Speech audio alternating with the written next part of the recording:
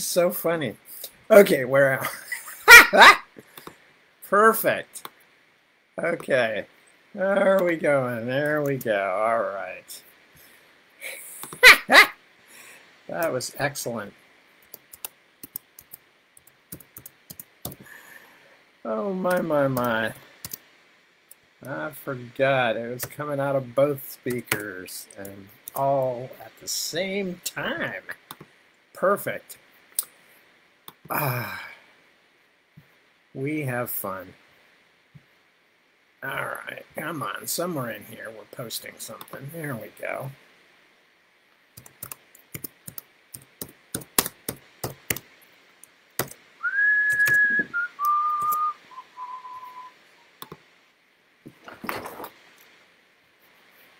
All right.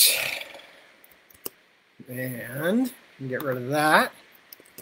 Okay, so we have to figure out a way in the future not to have all that stuff happen. Oh, hilarious. Good morning, good evening, good afternoon, good whatever time of the day it is where you is. Welcome. Lovely to have you. I'm losing my mind here. No biggie. Hi, I'm Tad. If you don't know already, you probably do. If you don't care, that's fair. And we are here to do some reading and to hang out and to do stuff like that. I'm laughing. If you don't know why I'm laughing because I just put some music on while I was setting up the other URLs on the other social media accounts for this broadcast, and I was playing some music, and I forgot that basically the music is also going to come out of my speaker through the live feed as well. So of course it got completely overlapping and echoing, and it was hilarious. If I'd had time, I would have started trying to mix it and see if I could do segues back and forth from one side to the other. But it didn't work out that way. So America's next great Caucasian DJ will remain undiscovered. How you doing? It is December the 19th. Today was the birthday of my lovely wife, Deborah, and we had I think, a very good day. You'll have to ask Deborah. She seemed to be indicating that, and it was lovely to do stuff with her and hang out and give her presents and make nice. Not that we don't usually make nice around here. We're generally fairly nice making people, generally. And so I'm going to be reading, and that's about all. I'm not a whole lot else to report. I mean, you know, we're in the middle of a horrible COVID surge, both in California and in many parts of the United States. And so, you know, we're just hunkered down, as I keep saying, and we're doing our best to not contribute to the pandemic in any way and to avoid it wherever possible. So not much news to report, just the usual. You know, we're backing up with our own trash here because every day, because we had to do most of our shopping this year for the holidays and Deb's birthday, of course, and then Connor's, our son's, is like a month afterward, and our daughter's was like a month ago. So it's all the holidays come in at once, and we're really running the poor delivery people ragged. So every day there are boxes coming into the house. We're swimming in boxes. They're all over the place. Can't see them, but there's some empty ones stacked against the walls. It's box hell around here. But other than that, we're just getting ready. I think we're going to try and actually get out before Christmas Eve this year to get a Christmas tree. So we're feeling very ambitious. Because most years it's like, we really got to go out and get a tree. Yeah, we really will. But I can't do it tonight. I don't want you to go without me. And okay, well, tomorrow night then. Yeah, but I've got a D&D campaign and I can't. Oh, jeez. You know, and we like wind up, you know, the 23rd or the 24th running out to get a tree. And they're as Charlie Brownishly Christmas tree-ish as you can imagine, which is okay. That part is okay. I never mind. I was well trained by my mother, who has always been and will be for the entirety of her life the kind of person who feels a moral obligation to support businesses that nobody else is supporting. And we learned this trick very early in childhood. I mean, so much so that the first time I ever saw, for those of you who don't know what the Charlie Brown Christmas tree is, especially those of you overseas, the cartoon Peanuts, which was basically America's favorite cartoon for like 40 or 50 years, and deservedly so. A brilliant piece of work by Charles Schulz. But anyway, there's in the first TV special they ever did, Charlie Brown is given the Charlie Brown, who always screws up, is given the job of going out to get a Christmas tree. And everybody else is saying, get one of those new aluminum ones, get something really big and shiny and flashy. And instead, Charlie Brown falls in love with this pathetic little tree, like the last real tree on the lot. It's basically like a branch. And brings it home and, of course, is roundly scorned by everyone. That's our family. We must be those people. And I started calling it Charlie Brown Christmas Tree Syndrome, years and years and years ago. And it's still true. When we were kids, our mom would take us to the local little tiny department store, like when they used to have little local department stores, like the 2 floors and clothes upstairs and sundries downstairs. And my mom would always feel sorry for the guys in the shoe part, because they'd always just be standing around doing nothing. So when it came time to get our back to school shoes or something, my mom would always insist we go to this place, and she's going, because they never have anything to do. And we're going, because their shoes are crap, Mom. There's a reason for this. Those are like shoes people wore in the 1940s. No. But of course we'd always go. So I have this huge hole in my heart for the sad, the underutilized, the unwanted. I don't know how I got started on this, except that that's basically the way our whole family is. So, because Christmas tree shopping. So, and every other thing, it affects your whole life. It's always, if there's like, 2 pieces of pizza left, but I always feel like I should take the really unpleasant looking one that sort of all the cheese fell off it, because no one else will want it, So we've been crippled. We've been crippled by my mother's feeling that somebody has to stick up for the useless, the messed up, and as we kept trying to point out to her, sometimes these things are unwanted because they're bad. That never mattered. So anyway, it's always a Christmas time thing for me, getting the Christmas tree and praying that everybody else in the family will insist on something decent, but unfortunately they're that way too. So they're all like, oh, look at that one. That one has no needles. We should take it home and glue all the needles back on, and then it will be happy. How do you think we wound up with all the horrible animals that we have? They're all messed up. We have these last thing, and then I'm going to start reading. We always have these long family arguments. I think I've mentioned this before, about do we pick crazy animals, or do we make the animals crazy by living with us? Because every animal we have, they're like all slightly messed up in some way, shape, or form. And we've never resolved it, whether we ourselves are picking them out, or because we're such a laissez-faire kind of family, whether we just allow them to express their weirdness in a way that in other families they might not. I don't know. But for some reason, we always wind up with the crazy-ass animals. Anyway, so let's get down to business. Hi, Cliff. Hi, Chris. Hi, Ronnie. And yes, I'm wearing my Wicked Tribe t-shirt. This was designed, actually, by a friend of ours named Mars, who is our daughter's best buddy since back in school. Petra, good morning. Wouter, good morning. Ilva, it's okay if you can be you can be a little bit hors de combat, as we say. By the way, oops, which way I have to go? There is something of yours on the desk behind me, but whether you can see it or not, I can't tell you. But Deb told me that you were trying to figure out what was behind us.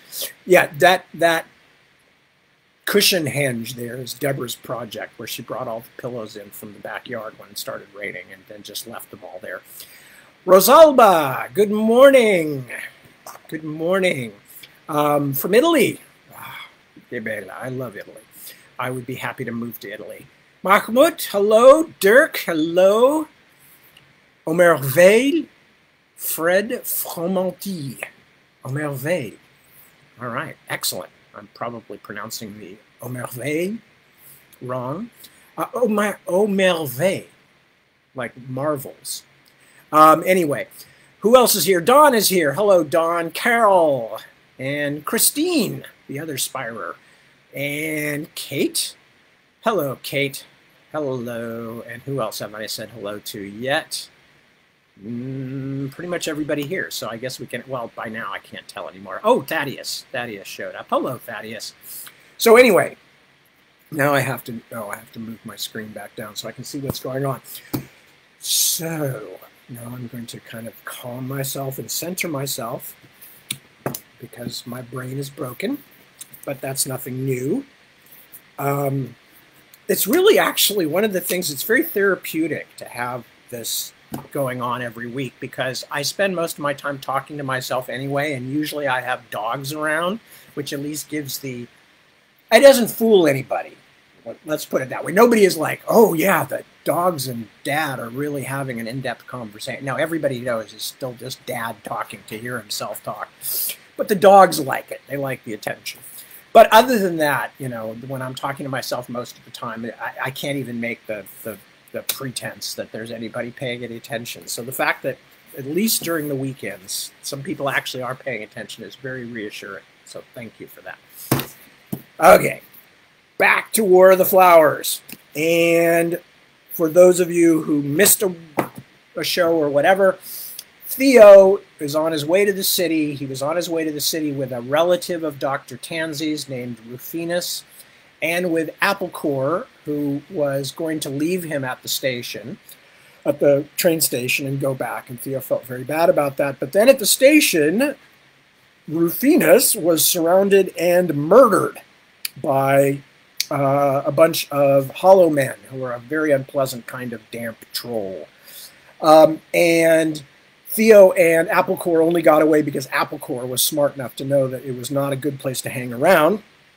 They got on the train, but they were worried that someone might be looking for them, so they went off to go steal some new clothes for Theo, at which point a young and apparently fairly well-to-do fairy woman kind of walked in on them in somebody else's compartment while they were stealing these clothes, and didn't seem to care too much what they were doing. She actually seemed to find it rather amusing. Then they went back to their seats, and then the train got stopped. And the hollow man and the fairy equivalent of the cops got on, and Theo was trying desperately not to be noticed, and Applecore was down inside his shirt because she's only that tall, and she was able to do that. And it seemed like the unpleasant hollow men were going to go past them with the cops, but at the last moment, well, here, I will read you the last paragraph or two paragraphs here of chapter 15. Then, just as he was about to let out the breath he'd been holding for so long that sparkly lights were dancing along the edge of his vision, the pale, half-hidden face swiveled back in his direction. The head went down, and Theo heard a loud waffling noise. Then the hollow man reached out a hand, flashing an inch of clammy white between black glove and black sleeve, and touched the elbow of one of the police constables. "Back here," the hollow man rasped. The voice was awkward, aphasic, as if the creature spoke with organs forced to adapt to speech, but meant for some other task. "There is something, someone." The police turned around and came back in Theo's direction, following the damp-faced thing as it sniffed the air like a hunting hound. From beneath the hat's brim, the tiny eyes sought Theo out and found him again, and this time they did not slide away. "Yes," the troll said. "Ah, yes, there you are." Chapter 16, Poppy. "There you are!" Theo knew the voice, but he was too stunned with terror to figure out whose it was or why he recognized it.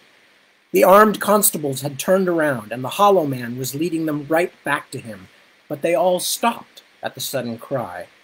"What are you doing back here, you wicked thing?"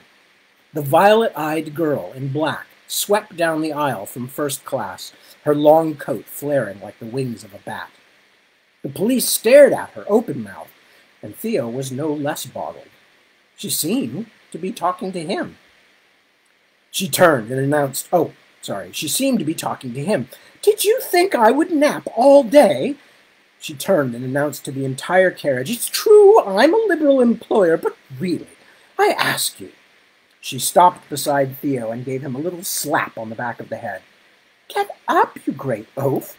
I'm very angry with you. I rang my bell for simply minutes, and there was no sign of you. Back here, gambling and trading filthy stories with the rest of the no accounts, I'm sure." As Theo stared at her in stunned surprise, and Applecore squirmed in blind confusion beneath his shirt, the young woman turned a brightly amused smile on the two police constables. "Has my servant stolen something? If so, you have my permission to take him out and shoot him on the spot." The smile bent into a mock frown. "But Daddy and Mummy are so very fond of him. Perhaps I shouldn't have him shot after all." It is some kind of trick," the hollow man said, lurching forward. He turned toward the field special constables. He is the one. I'm sure of it." "Get up, Quayas, and tell me what you've done to offend this moist person." The young woman got her hand under Theo's elbow and pulled until he struggled onto his feet. Everybody in the entire car was watching, every slotted eye and triangular bat ear aimed straight at them. Theo was so nonplussed that it took him long moments to realize the girl was trying to push something hard and thin into his hand. For an insane moment, he thought it was a knife, thought she was trying to encourage him to attack the well-armed police. I don't know." He could barely form the words. "She is a murderer," the hollow man grated. "She has killed a young flower lord in Penumbra Station only a few hours ago." Many of the onlookers gasped at this assertion and stared at Theo with bright, fascinated eyes. Whispers ran through the carriage like wind through wheat. "Rubbish," said the young woman. "He has not left my side all day, until I lay down to take a nap a few minutes ago. We never even got out at Penumbra Station. Show them your ticket, Quayas." Theo looked down at the thing in his hand, a wafer-thin rectangle that seemed to have been sliced off a gemstone like a piece of pastrami, then looked up at the woman. She smiled encouragingly. "He is a bit stupid, as you can see," she told the officers, "and he's a trial to me sometimes, but he would never harm anyone." Theo held out the special ticket in a shaking hand. The constables looked at it with something like awe, but the hollow man ignored it, staring at Theo and the young woman with a hatred that even his hat and shrouding garments did not conceal. After he had held the ticket for a moment in his radiant glove, one of the constables passed the crystalline wafer back to Theo.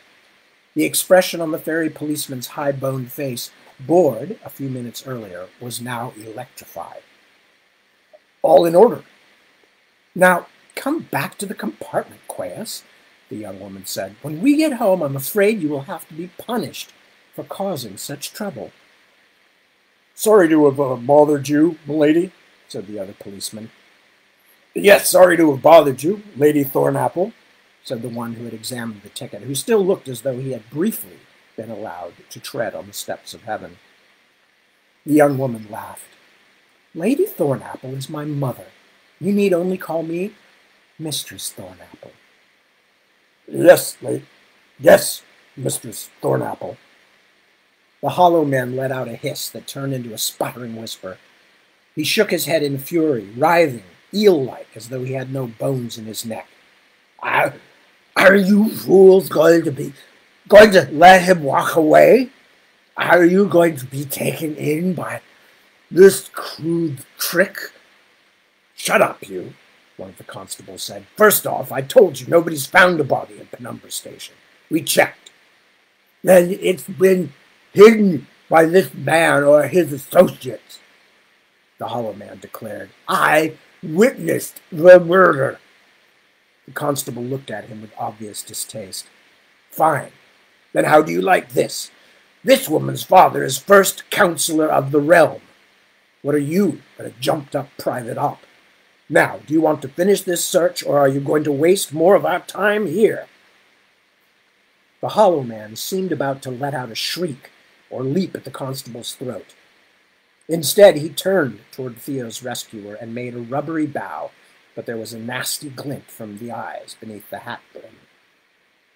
"I do not know what game you are playing, milady, but for now, you have the advantage." The woman in black's only reply was to laugh as she tugged Theo away up the aisle. "I think we'll go to the club car," she said cheerfully as they passed through the loud connector between coaches. That horrid person seemed extremely angry. He'd be a fool to try anything after all that, with so many witnesses, but we won't tempt him by isolating ourselves. "What in the name of the trees is going on out there?" shouted Applecore, struggling to fight her way loose from inside Theo's shirt. "Ah, it's your little friend," said the young woman. "Well, I suppose she can come too. What do you drink, dear?" Applecore fell back into the shirt as they bumped through the sliding door into the club car. Her reply was lost against Theo's midsection. "I'm so pleased." The young woman collapsed into a booth. This looked like being such a dull trip. Theo sat down carefully, not only to protect Applecore, who was still squirming around inside his clothing, but because he felt that if he moved too quickly, his head might come off and roll under the table. Thank you," he said, "for everything." "Not at all," she replied. "What would you like to drink? You really must have at least one drink before we begin our torrid affair." A head the size of a grape poked out of Theo's collar. It scowled. "Begging your pardon, ma'am? But what the hell are you playing at?" "Why, is he yours?" "Not as such, no. But I'm the one looking after him." "Did I hear that you're a thornapple?" The young woman rolled her eyes. "By birth, not by choice. The trees know I'd just as soon have been born into an ordinary family, like the Stocks or the Loosestrifes." "An ordinary family with pots of money, then?" said Applecore quietly, but the woman did not seem to hear. Theo could only stare in dazed astonishment at the exotic black-haired creature who had saved him. Just 5 minutes earlier, he had been certain he was going to die. Now, his personal Tinkerbell was apparently arguing with this glamorous goth princess about whether the newcomer would get to make love to him or not. "So, who are you?" he asked suddenly. "How did you get them to leave us alone exactly? And who's Quays? He's one of our servants. He often travels with me. That's why I carry an open ticket for him. But he's back helping the family to get ready for the funeral." "Funeral?" she went on, as though he hadn't spoken. "They sent my old governess and a bodyguard to come back with me instead, but I wasn't going to put up with that, so I left before they arrived." Confused, Theo looked to Applecore, who had clambered out and was sitting on a salt shaker, her feet dangling above the tabletop. But the sprite only shook her head. Theo decided she didn't look very happy about what was going on, which was odd, considering the alternatives. "You don't know about the funeral?" the young woman said. "It's been on all the mirror streams. I'll tell you, but be a hero first and get me a drink." "Oh, I don't know your name." "Theo." As soon as he said it, he looked guiltily at Applecore, who was indeed scowling. "Oh, well, too late to come up with a pseudonym now." "What an odd name. Sounds like it could be something out of Ash or Alder, or one of the willow farming families." She smiled, dazzlingly. "My name is Papaya, but everyone calls me Poppy. Now do be an absolute rose and get me a drink, will you?" What should I get? And how should I pay?" he also wanted to ask. "Don't be silly. The barman knows what I want. Just tell him to put it on my tab." That problem solved, Theo wandered off across the dark compartment. He was grateful to see that most of the tables were unoccupied. Perhaps only a dozen drinkers in the entire long coach, mostly solitary or in quiet talking pairs. The whole club car had a hush about it that he had experienced only on his trips bearing floral tributes to high-powered executive offices, the stillness of lives heavily insulated by money. Almost everyone in the car was on the handsomely human end of the fairy spectrum. They must have another bar for riffraff like me and the guys with wings and hooves, Theo thought. If the bartender had wings, he kept them well hidden. He had the long, saturnine look of an actor who might have been asked to play Iago a few times. For Mistress Thornapple, yes? He already had a cocktail shaker in his hands. Anything for you, sir? Yeah. Theo realized he had no idea what constituted a social drink in Fairyland. Did they have vodka? Or would it be something more like eye of newt, toe of frog? I'll have the same as she's having.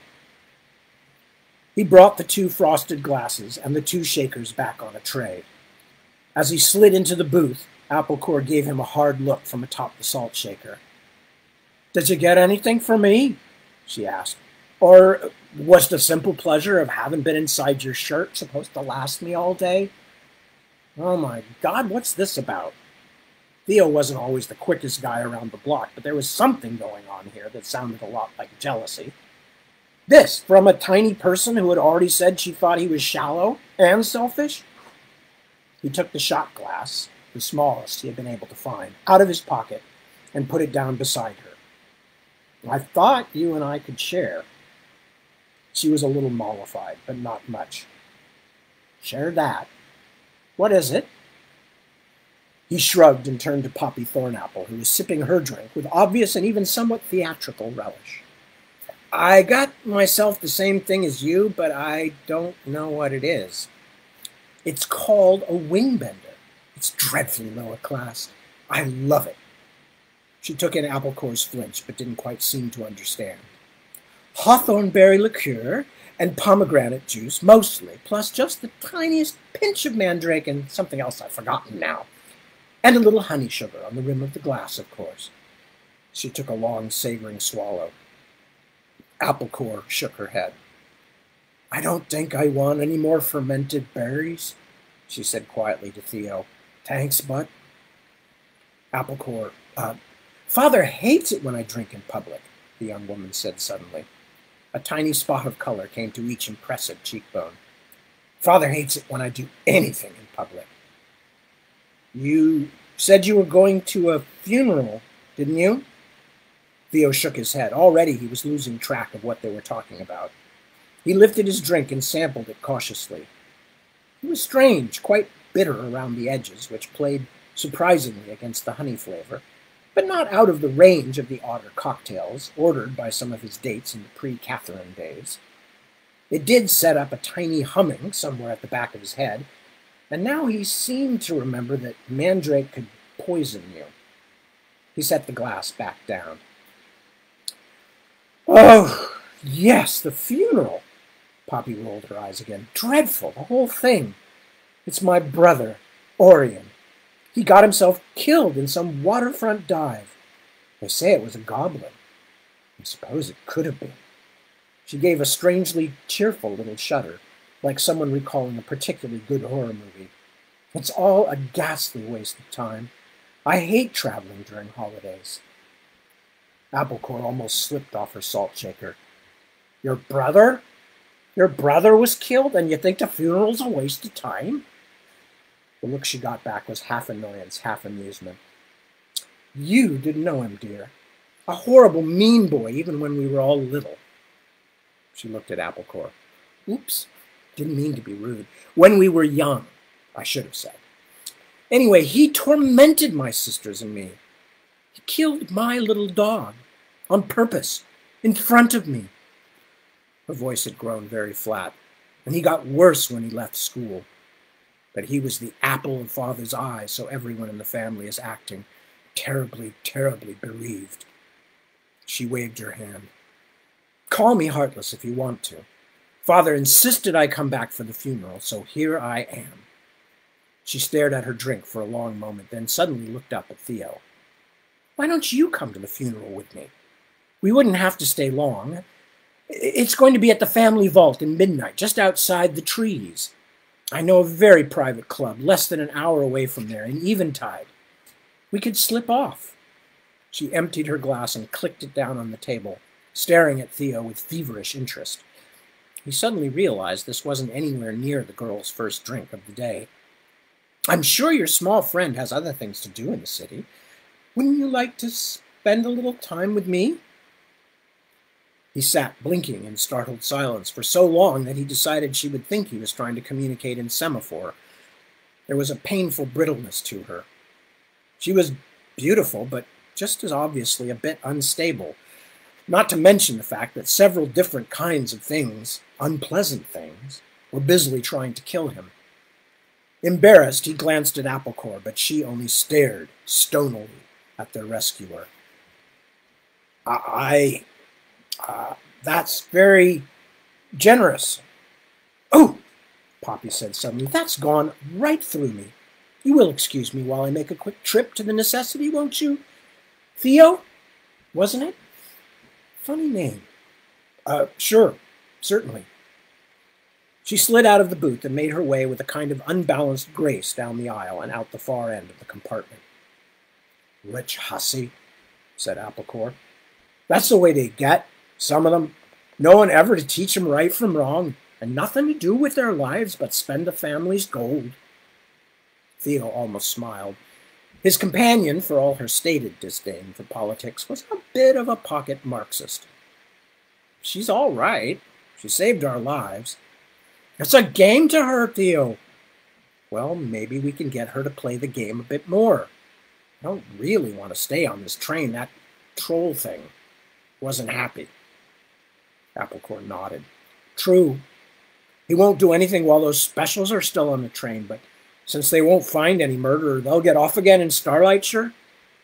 Of course, even if he lets us alone till then, he might have more of his friends waiting when we reach the city. So maybe the girl can help us somehow. She saved us once, and who else is going to help us? Who? You can't trust her just because she says she likes you? She's a thornapple. So? She buzzed so close that trying to watch her angry face made him cross-eyed. Do you pay no attention at all, you thick? She's a thornapple? Her dad's the first counselor? One of the biggest fellows in all of Fairy? And he's a chokeweed. He's Lord Hellebor's #1 ally, which means he wants to see all your kind dead. Some girlfriend you've chosen. Girlfriend? He pulled his head back so he could focus. What are you talking about? We need help. Badly. Now sit down where I can see you and talk to me, please. Applecore lit on the table, scowling. You're a babe in the wilderness, Theo? Do you have that expression where you come from? Yes. And maybe I am, but he was interrupted by Poppaea Thornapple, making her way down the aisle with an absorbed expression on her face. A face that was looking less and less alien to Theo. He was beginning to see her just as attractive. Very attractive. And he hadn't been with a woman in quite some time. Just back me up, he whispered to Applecore. You know, make sure I don't say anything too stupid. The sprite looked as though she'd rather push him off the train, but she didn't argue. Young Mistress Thornapple was moving with exaggerated care because she had a wing bender in each hand. I brought you another, she said as she slid into the booth. Theo couldn't help wondering if she was as slender under all those clothes as she looked. I'm still drinking the first one. Ah, well, wouldn't do to be caught short. They close the bar when they pull into Starlightshire.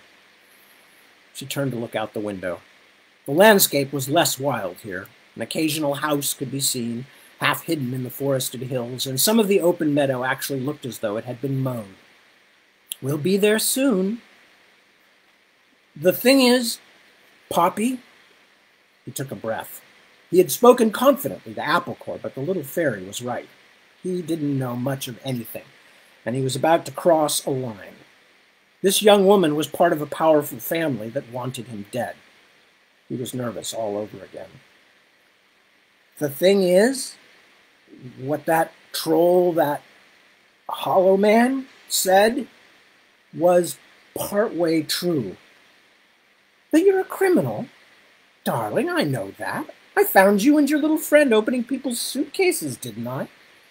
Her long, up-tilted eyes suddenly widened. Oh, did you truly kill someone?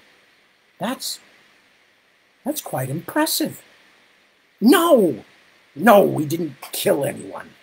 But we know the fellow who was killed. We were traveling with him. It was that white-faced troll and his friends who killed him. By the inner ring! Poppy Thornapple seemed almost more pleased than upset. She thinks it's exciting, Theo realized. She's treating this all as some huge diversion. And now they want to kill you too. And I'm the one who saved you.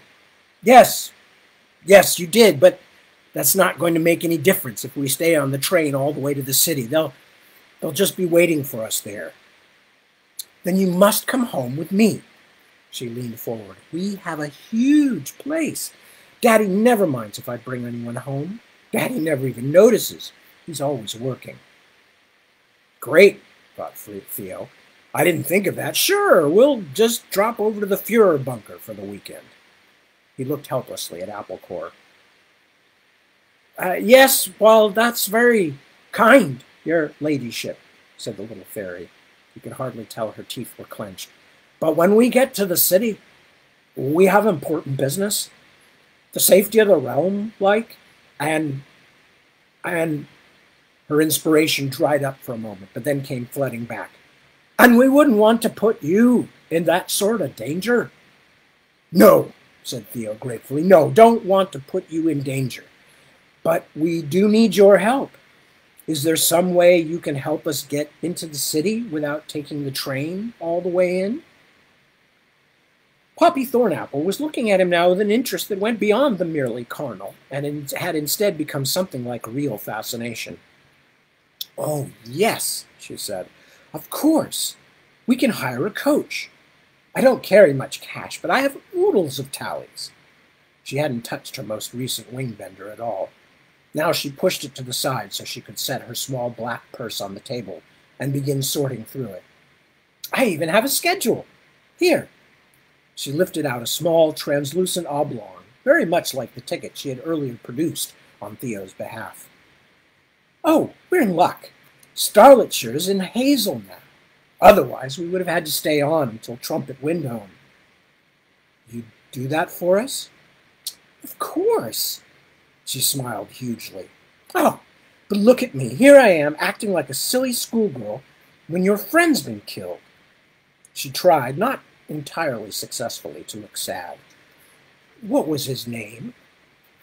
Theo hesitated, and Applecore jumped in. Rufinus Weft Daisy, ma'am? I expect it'll be in the news. He was Theo's cousin. Such a strange name. Theo, I mean. Is it short for Theodorus or Theolian or something else? Theodorus, ma'am, said Applecore solemnly. Theodorus Weft Daisy? She leaned toward her after casting a brief look of pity toward Theo. Poor as Ditchwater, ma'am, she whispered confidentially. His whole branch of the family. Oh, said Poppy. Her violet eyes didn't leave Theo. Brave, resourceful, and poor. How wonderful. As the train passed through what was obviously the outskirts of a fair-sized town, they went back to Poppy's compartment and made sure to draw the curtains. When the train stopped, they waited for a couple of minutes that seemed much longer to Theo. Just as the conductor was calling the last boarding, they sent Applecore ahead to scout, then hurried down the corridor to the end of the compartment, or at least hurried as fast as they could with all Poppy Thornapple's luggage in tow. I can't believe you didn't call a porter, she said to Theo. No sign of Mr. Tall, Dark, and Damp anywhere, the Applecore announced. They joined the milling throng on the platform just as the door closed and the train pulled out again. Theo looked up and saw a flash of white, maskless face pressed against the window in a darkened compartment like a greasy thumb on the glass, watching them with helpless rage. "That's him," Applecore said. "We've done it. Her bet, anyway." "Look, there are those charming little constables," said Poppy cheerfully. The commuters heading down the platform toward the station were eddying around the armored bulk of the specials as though they were two large stones in a stream. "I don't think we want them to see us," Theo said. "Since your tickets must have said you were going all the way back to the city." "I suppose you're right." Theo took her hand, it was cool as marble, and led her back up the platform. He didn't hold on very long, although she clearly didn't mind. They stopped by what he took for a phone booth. It was unlabeled and could have been some altogether stranger contraption for all he knew, and waited. When the constables had finally vanished into the station concourse, Theo picked up Poppy's two largest bags and began trudging down the platform. "What have you got in here?" he asked breathlessly. "Homework from sculpture class or something?" She laughed. "Shoes, and that one." She pointed at the smaller bag, which was still large enough that Theo felt like he was dragging a St. Bernard dog with a handle on its back. "A girl can't go home for 2 weeks and not have any shoes. The other one's mostly clothes." Theo heard Applecore snort just behind his shoulder. He couldn't really argue with her assessment. "Haven't you people invented wheels on luggage here?" "But all the porters have lovely little wheeled carts. Why would you want wheels on the cases, too? Is that some kind of fad out in Rowan this season?" Theo shook his head.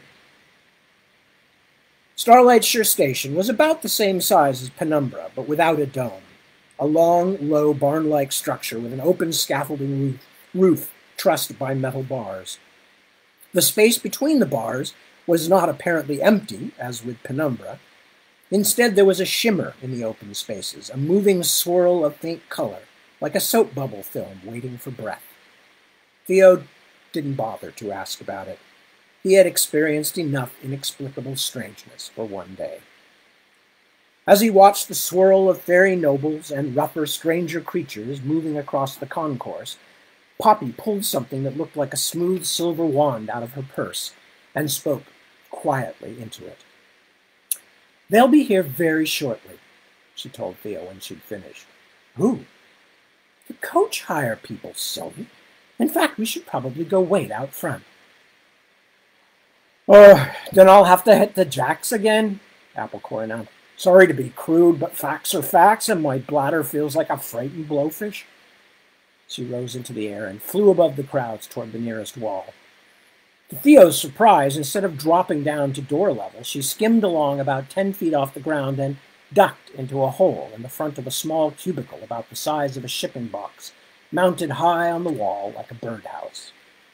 After spending a great deal of time in the restroom on the train, Theo had been wondering what kind of facilities there were for people Applecore's size.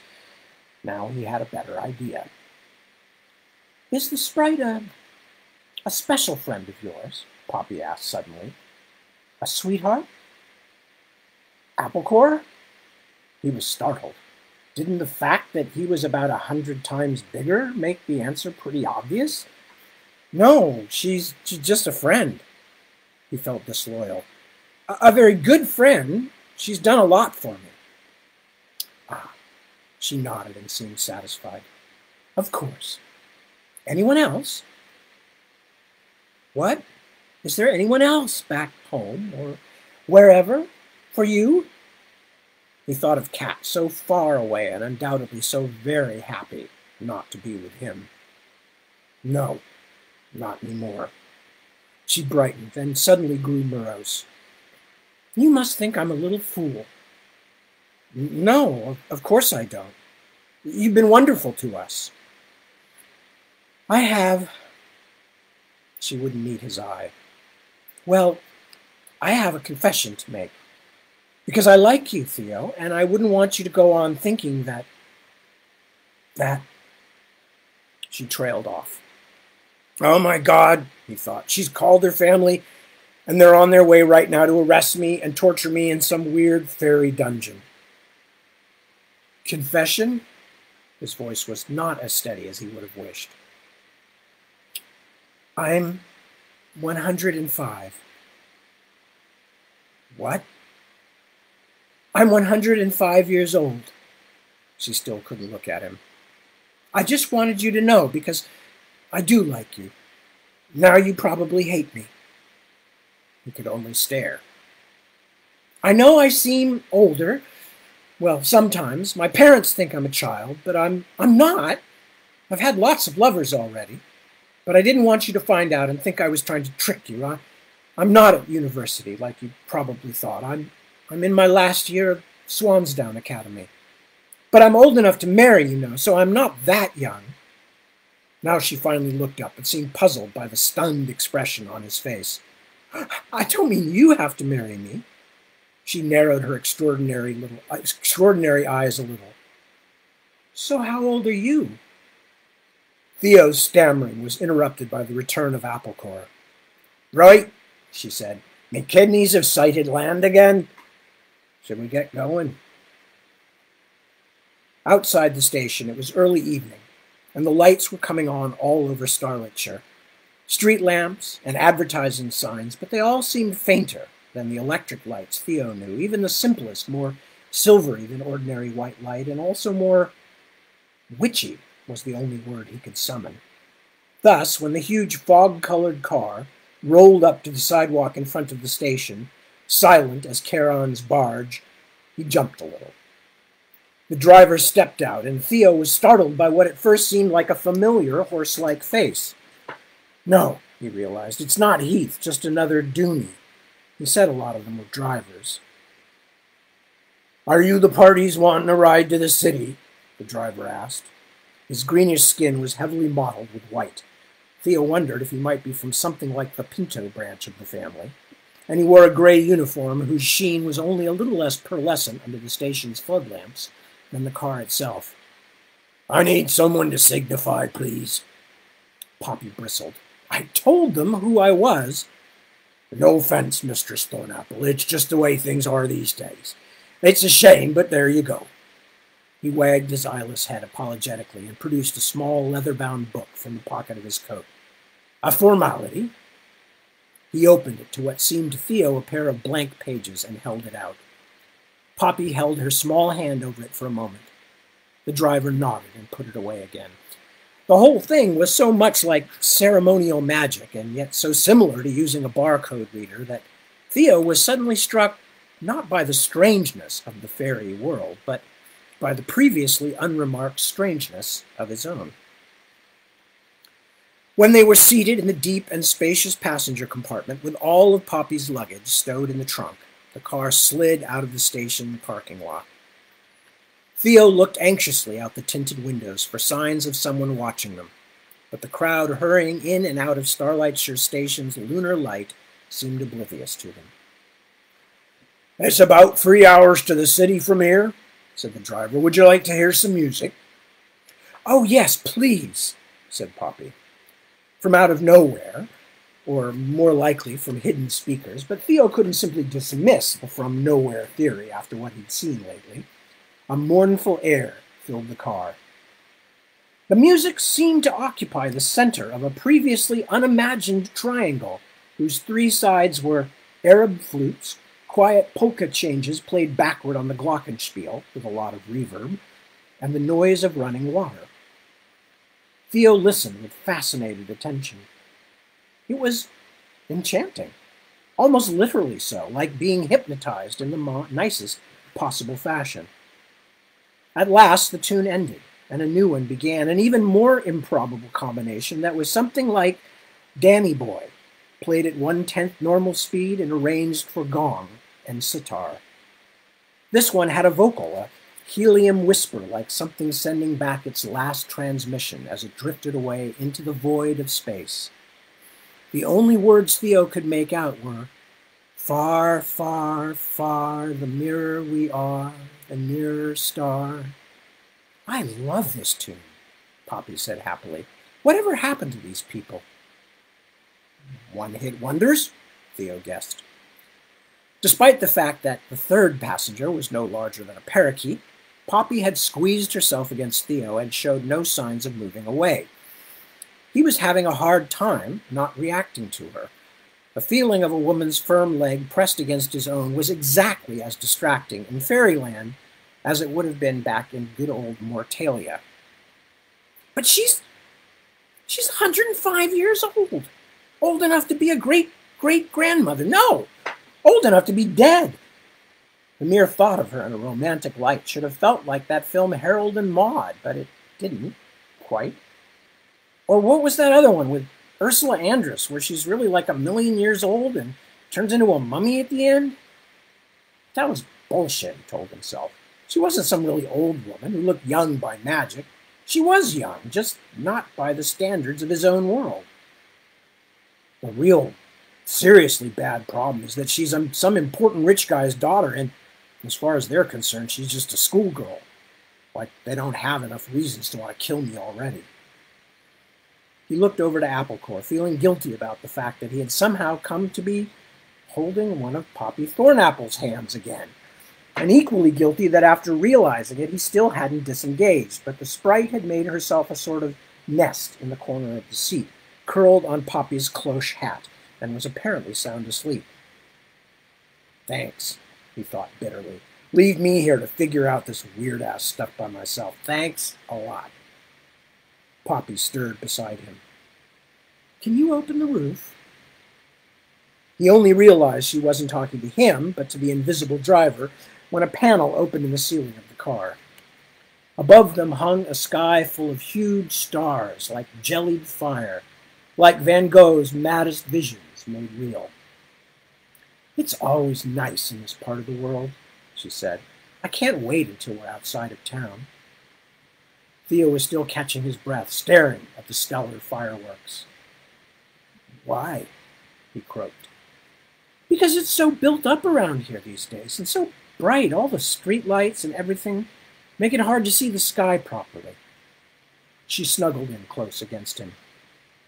Do you like me just a little, Theo? Tell the truth. Yes. Yes, of course. You're a very nice young woman. He could hear the pout in her tone of voice. That's the kind of thing people say about girls in the young blossoms, the girls that put together cobweb drives and bake sales to relieve the starving goblins in Alderhead. All right, you're beautiful too. You know that. Really? She rubbed her face against his upper arm, slow and comfortable, as a fire-warmed cat. That's better. Will you make love to me, then? He took a breath. I don't think it's a good idea, Poppy. He couldn't think of a way to say it that didn't sound like the worst kind of letting someone down easy cliché. But it was true. It was actually true. I'm not a very good person to be involved with right now. But you're lovely. I'm really glad I met you. She raised her head a bit and regarded him with those huge eyes, the purple so dark that they seemed pools of total shadow, even underneath the fierce starlight. Truly? You wouldn't be lying to me just because I'm 105, would you? He nodded. Truly. All right. She nestled into him once more. Perhaps we shouldn't rush things anyway. I don't want you just to go away like the others always do. Well, the ones I didn't want to go away. Some of the rest I couldn't chase away with black iron. Her eyes remained closed, but she smiled and covered her mouth with her fingers. She was still a little tipsy. Sorry. Everyone says I have a shocking vocabulary. She yawned. I think I'm going to sleep for a little while. It's been such a busy day. There was no sense of transition, but after a while he could tell by the limp heaviness of her body against him that she was asleep. The music played on, a long tapestry of soft flute noises and droning chords that made him think of the wind moaning around mountaintops, but with a strange little backbeat that kept surfacing and then fading down into the mix again. Theo was reluctant to move or in any way break the spell. He felt as though he had stepped out of the tumultuous events of the past days into some dreamlike pocket of his own past, an eddy of time from his teenage days. A girl, a quiet car, the countryside sliding past the windows. But this girl's a century old, he reminded himself, and the countryside is full of unicorns and monsters. For a moment, the music dwindled. "Everyone all right back there?" asked the driver. "Just fine," Theo replied. The music came back up, throbbing mysteriously, sugared now with the faint chirping of some stringed instrument. If there were crickets in heaven, Theo thought, then listening to them must be something like this. Music really did mean something to him, he realized, and it always had. It called to him, although there were no words to describe what it promised. It was like a secret language he never forgot how to speak, a hometown he could always return to when he tired of what life was throwing at him. From the moment he had first heard himself imitating the sounds that came from his mother's radio, before he even knew that what he was doing was called singing, music had seemed like a place only Theo knew about, and in which he was always welcome. Now, he listened with joy to this strange new music, the first hint of an entire world full of music he had never heard or even imagined, an idea as inviting as a kiss. And as he did so, he stared at the sky. As Poppy Thornapple had suggested, the stars, already insanely bright, seemed to be growing even brighter as the car rolled deeper into the countryside darkness. At the same time, their gleam did not turn the sky around them blue, but made it seem even more unashamedly black. The dark sky got darker. The stars got brighter. The music surrounded him, lifted him, even seemed to teach him things about this world that he hadn't understood before he'd heard it. After a time he could not compute, Theo found himself carefully disengaging himself from Poppy Thornapple, moving her head from his shoulder and propping it with his own folded jacket. He lifted himself from the seat, putting first his head and then his shoulders out through the moonroof until he could spread his elbows on the roof of the car. The air that lashed his face was warm and just a little damp. He found himself wondering absently if rain clouds here moved like they did in the real world, or had patterns as confusing as the inconstant towns of Fairy. But sweet as it was, the fertile-smelling air was barely on his mind or in his senses. With the lights of the town now far behind them, and only the silvery beams of the car's headlights smearing the road ahead, the stars seemed to grow even grander and more dramatic, to flame like novas. He could see both their living, burning, gaseous immensity and their diamond hardness, as though they were cosmic and magical objects simultaneously. They filled the sky in all directions, and even the smallest shone so clearly that, for the first time in his life, he truly felt the world beneath him to be something adrift in a spherical sea of lights. At the same time, as the strange fairy melodies rose up around him and the moist wind tugged at his hair, he could see that beyond doubt they were also gems, scattered across the fabric of the sky, or even the eyes of gods. It was only when he slumped back down in his seat half an hour later that Theo realized that his cheeks were wet and that he had been crying for a long time. Just have about 2 pages left, so I'm going to finish this before we wrap up for tonight, even though it's almost 3, my time. He woke to find something brushing against his nostril and a sneeze building. "Don't you dare," Applecore said sharply. "Then get off my face." He scratched his itching nose and tried to sit up, but discovered that the Thornapple girl was draped over him, lying on his arm. Outside the car, it was quite dark. The stars framed in the moonroof, while spectacularly beautiful by any earthly measure, were vastly reduced from what he had seen before. "We're not in what's-it-called anymore," he said groggily. "Starlightshire? Not for hours. We're just cutting across the edge of Ivy. We'll be in the city soon." The sprite's wings buzzed briefly as she lit on his knee. From what he could see of her by the dimly illuminated panels over the door, she looked strained and edgy. But why wouldn't she? He thought. This hasn't been any easier on her than me. Still, he did not want to be conscious right now. It felt like he hadn't slept in days. Why did you wake me up? He complained. Because we're going to be there soon, and I need to talk to you before she wakes up? She's not so bad, you know. You would think that, wouldn't you? Applecore crossed her arms over her chest. But that's neither here nor there. We have to decide where to get out. Aren't we going to that, what was it? He ransacked his fuzzy memory. Springwater Square to see that foxglove guy? No, not unless you want to find out what happens to bad mortal boys who don't listen to their elders. Elders? Oh my God, how old are you? Old enough to think with my head, not other parts of me, thank you very much. I don't care what Tansy says, we're not going to put ourselves in that foxglove's hands. Those flowers think they know everything, but I've been in the city lately and I've heard what people are saying. That foxglove, and she lowered her voice, making Theo lean as far toward her as he could with Poppy's head in his armpit. And this girl's father are thick as thieves, and they're both chummy with Lord Hellebore, and that's about as bad as news can get. Who's Hellebore? I think I've heard the name before. We've time to talk about it later. Right now, you let me do the talking to your girlfriend here? She's not... Poppy was stirring. She lifted her head and brushed a strand of ink-black hair out of her eyes. She wore it cut short, shorter even than Applecore's hacked red bob, but without the hat, her bangs seemed continually in her eyes. Theo, are we there?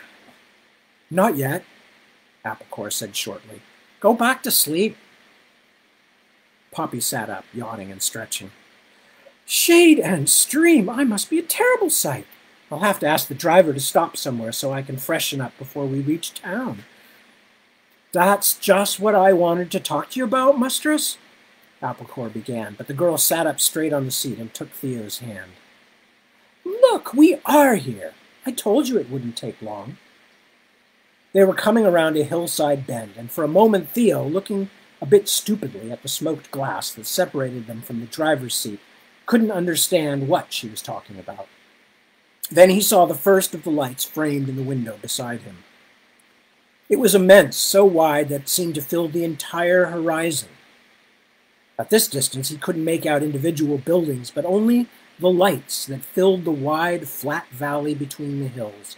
A monstrous wash of lights, as though someone had spilled a wheelbarrow full of diamonds, emeralds and sapphires across the ground, as though the stars through which he had flown earlier had drifted down from the sky and piled up like snowflakes. It's big. He wasn't certain he'd ever seen any earthly city so large. It had to be in the range of New York or Tokyo or Mexico City at least. But he also found he didn't care much about comparisons just now. It was majestic and stunningly beautiful, and because the lights were just a few tones off from what he was used to, more than a little alien. His heart was beating very quickly, and not simply from wonder. There was fear, too, at something both so monumental and so utterly indifferent to him. He swallowed, staring in silence for what might have been half a minute, then at last began to sing in a quiet voice. They say the neon lights are bright on Broadway. He gave the old tune a long, slow, bluesy read, then, when no one objected, sang I Left My Heart in San Francisco, and an old Journey song from his childhood about city lights, and finished off his impromptu urban medley with New York, New York. If I can make it there, I'll make it anywhere. Yeah, they call this whistling past the graveyard, he thought as he neared the end, but what the hell? You have such a pretty voice, Theo, Poppy said, squeezing his hand. I've never heard any of those songs. I haven't even heard music like that. Where's it from? Another world, he told her. then fell silent again before the awesome spread of light. And that's where we're going to stop for the evening, because it's, 4 minutes after 3. And you're all going to be late for your next class. And we don't want that to happen, do we? Of course not. Mr. Iron Crotch in PE is going to be very upset with me for keeping you late. Anyway, so with that, I'm going to wrap it up. We will return to the adventures of Theo Applecore and company tomorrow. Well, today for me, but it's early in the morning. So it seems like tomorrow. Anyway, once again, a great pleasure to have you all with me and to have you all humoring me at this weird time of the night, time of the day, time of the whatever. And I will see you very soon. Until then, take good care of yourself, your loved ones, friends, and neighbors. Everybody needs a little help right now. And for some reason, I'm going in and out of focus. I hope it's not me. I hope I'm not having a stroke or something, but I think it's just the stupid camera again. Hello, camera. Why are you doing that? Look, there's my hand. Can you see that? Can you focus on that? I don't know. Technology. Technology hates me, I guess. Anyway, doesn't matter because we're done. Thank y'all. Lovely to have contact with you. Be good. See you soon. Thank you and good night.